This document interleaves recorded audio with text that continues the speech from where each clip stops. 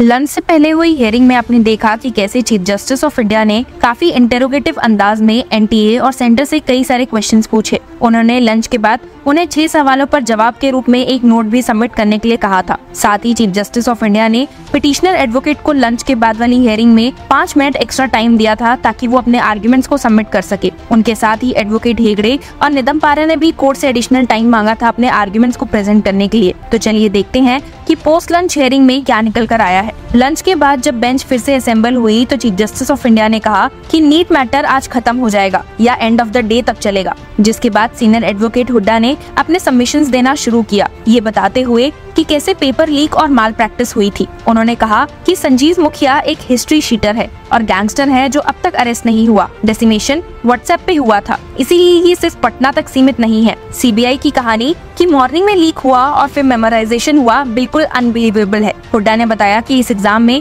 एक spare shaped curve था, bell shaped curve नहीं। एनटी के डाटा पर काउंटर देते हुए उन्होंने कहा कि अगर हम इससे चार्ट बनाएं तो ये वेस्ट या ईस्ट टेपरिंग चार्ट होगा। शिखर राजस्थान का चार्ट देखिए। उन्होंने फिर से स्ट्रेस किया कि इस एग्जाम में कंप्लीट सिस्टमैटिक फेलियर था। कोई एड्रेस वेरिफिकेशन नहीं हुआ, कोई सीसीटीवी कैमरा मॉनिटरिंग नहीं थी किसी भी लोकेशन पर। वो कहते हैं लाइव मॉनिटरिंग हुई, पर मैं कह रहा हूँ कि सवादी माधोपुर में रॉन्ग क्वेश्चन पेपर डिस्ट्रीब्यूट किया गया था और कोई सर्विलेंस नहीं थी। सोशल मीडिया पे पता चला about the wrong question paper. उनके सबमिशन के दौरान चीफ जस्टिस ऑफ इंडिया ने उनसे कहा कि मैंने आपको 5 मिनट दिए थे मिस्टर हुड्डा, अब 30 सेकंड बचे हैं। जिसके बाद एडवोकेट हुड्डा ने अपने सबमिशंस कंक्लूड कर दिए। हुड्डा के बाद बारी आई सीनियर एडवोकेट हेगड़े की। उन्होंने बेंच से कहा कि हजारीबाग से लीक पटना तक पहुंची और हमें नहीं पता कि और कहां तक पहुंची। एक्सटेंट ऑफ लीक हमें नहीं पता, लेकिन ये डेफिनेटली 5 मई को नहीं हुआ और सर्टेनली 4 मई की रात को किसी टाइम पे हुआ। जो क्रिमिनल इन्वेस्टिगेशन सीबीआई को गई है वो पटना या हजारीबाग से नहीं है बल्कि 5 डिफरेंट स्टेट से है। इसका मतलब है कि इन्वेस्टिगेटर्स ने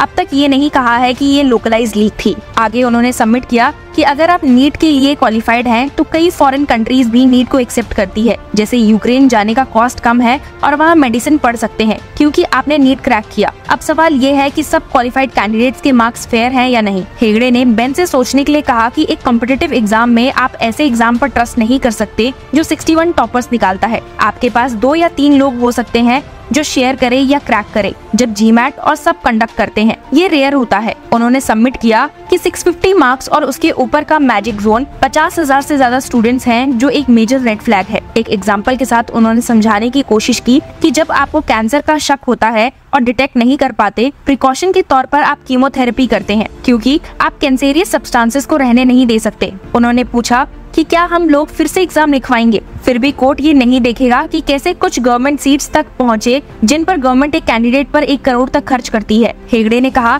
कि इंस्टीट्यूशनल पर्सपेक्टिव देखिए, एनटीए की कांस्टेंट रिप्लाईज देखिए। अगर वो रिस्पॉन्सिबल होते तो वो एग्जाम की इंटीग्रिटी के बारे में सबसे ज्यादा बॉदर्ड होते। उन्होंने कहा कि एनटीए ने लीक को डिनाई किया और फिर कहा ओके, हम 1563 स्टूडेंट्स के लिए रीटेस्ट कर सकते हैं। जून 22 को पर्सनल चेंजेस हुए और सीबीआई ने प्रॉप टेक ओवर किया। ये एक ऑर्गेनाइज्ड गैंग का केस है जिनका प्रायर हिस्ट्री है न्यूज़पेपर लीक करने का। ये एक केस है जहां एजुकेशनल एक्सेस एक बिजनेस मॉडल बन गया है। बेंच को समझाने की कोशिश करते हुए एडवोकेट हेगड़े ने कहा कि अगर ये केस आगे बढ़ता है तो पोस्ट डेटेड चेक्स कैश होंगे। स्टूडेंट्स को नहीं कहा जा सकता कि ये फेयर एग्जाम था और एनटीए को जो किया उसके अप्रूवल नहीं मिल सकते। सॉल्यूशन ये है कि जिन लोगों ने 164 और उसके ऊपर मार्क्स लिए हैं उन्हें एक अटेम्प्ट मिलना चाहिए to rewrite the NEET UG again. Advocate Hegde ने ये कंक्लूडिंग रिमार्क्स दिए और एक शायरी के साथ अपने आर्ग्यूमेंट्स को खत्म किया। तू इधर उधर की ना बात कर, ये बता कि काफिला क्यों लुटा, मुझे रहजनों से गिला नहीं, तेरी रहबरी का सवाल है। इस शायरी को करेक्ट करते हुए एसजी मेहता ने कहा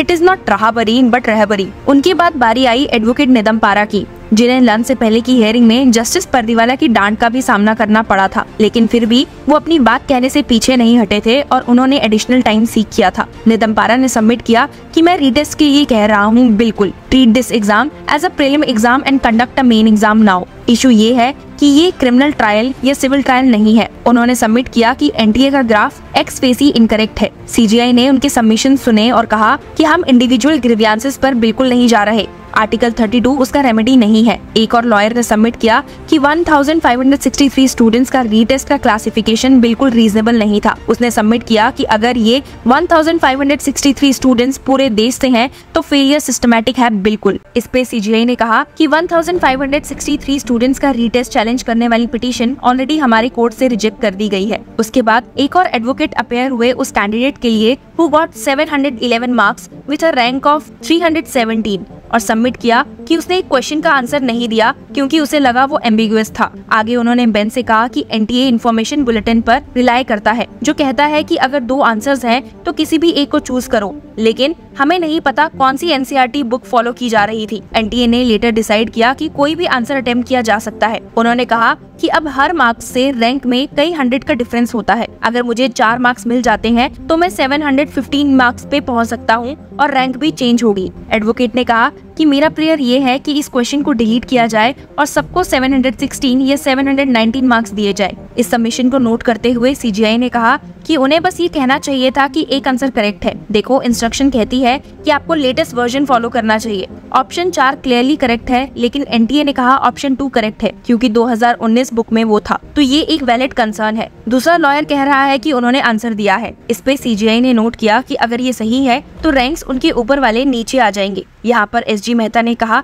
कि हम ऐसी सिचुएशन से डील नहीं कर रहे हैं। 2 आंसर्स करेक्ट थे, पर कैंडिडेट को रिप्रेजेंट कर रहे एडवोकेट ने कहा कि ये नहीं हो सकता और क्वेश्चन को रीड किया। हंसते हुए चीफ जस्टिस ऑफ इंडिया ने इसका जवाब दिया कि मुझे उम्मीद है क्वेश्चन टॉट या क्रिमिनल प्रोसीजर पर है। वापस अपने आर्ग्यूमेंट पर चीफ जस्टिस ऑफ इंडिया का ध्यान ले जाते हुए एडवोकेट ने कहा कि इंग्लिश वाइज ये स्ट्रेट फॉरवर्ड है। अगर न्यू वर्जन के आंसर में मोस्ट और ओल्ड वर्जन में ईच है तो दोनों करेक्ट हो सकते हैं। सीजीआई ने ऑब्जर्व किया कि आंसर की भी कहती है कि ऑप्शन 4 करेक्ट है। उन्होंने पूछा कि स्टूडेंट्स को लेटेस्ट एडिशन या ओल्ड वन पर रिलाई करना चाहिए। एसजी मेहता ने जवाब दिया कि लेटेस्ट। ये सुनकर सीजीआई ने कहा कि फिर तो ऑप्शन 2 को मार्क्स देकर आप अपने रूल के अगेंस्ट जा रहे हैं। एसजी मेहता ने बेंच को बताया कि 9.28 लाख स्टूडेंट्स ने ऑप्शन 4 सिलेक्ट किया है, ऑप्शन 2 सिलेक्ट किया है 9.78 लाख स्टूडेंट्स ने। उन्होंने बेंच से कहा कि वो इस पे सेपरेटली एग्जामिन करेंगे। सीजीआई ने और भी ऑब्जर्व किया कि ऑब्वियसली ऑप्शन 4 और ऑप्शन 2 के बीच में इनकंसिस्टेंसी है, लेकिन हम पर ये भारी पड़ता है कि अब 4 लाख स्टूडेंट्स को इसका बेनिफिट मिल चुका है। जो भी लोग रीटेस्ट चाहते हैं प्लीज आज शाम तक कोर्ट मास्टर को ईमेल करें, हाफ अ पेज। उन्होंने क्लैरिफाई किया कि जो कोर्ट में आर्ग्यू कर चुके हैं उनके लिए नहीं। पिटिशनर की तरफ से एक another council raises issues of Meghalaya student getting wrong paper and no grace marks और एक्स्ट्रा टाइम।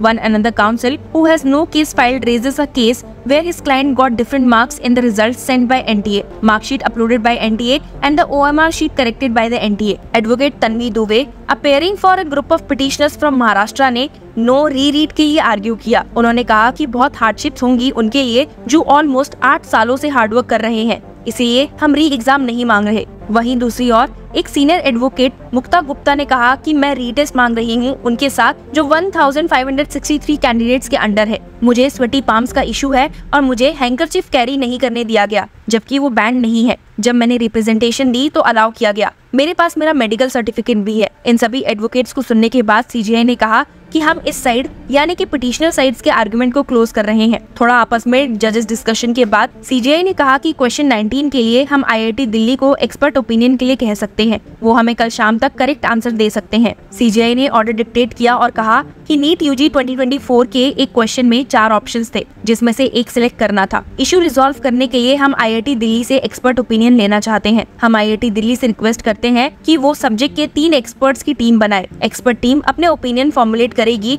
और 23 जुलाई 12 बजे तक रजिस्ट्रार ऑफ दिस कोर्ट को भेजेगी। रजिस्ट्रार जनरल आज ही आईआईटी दिल्ली को ये ऑर्डर फॉरवर्ड करे for expeditious step for preparation of opinion as stated above. CJI ने कहा कि हियरिंग कल कंटिन्यू होगी जब एनटीए और सेंटर अपने सबमिशंस देंगे। ऑर्डर डिक्टेट करने के बाद एक काउंसिल ने बेंच से पूछा विदाउट प्रेजुडाइज, जिसपे चीफ जस्टिस ऑफ इंडिया ने जवाब दिया यस यस। कोर्ट ने क्लैरिफाई किया कि in the order my Lord, तो सीजीआई ने उनसे कहा कि it is understood, let us not confuse the people with legal jargon.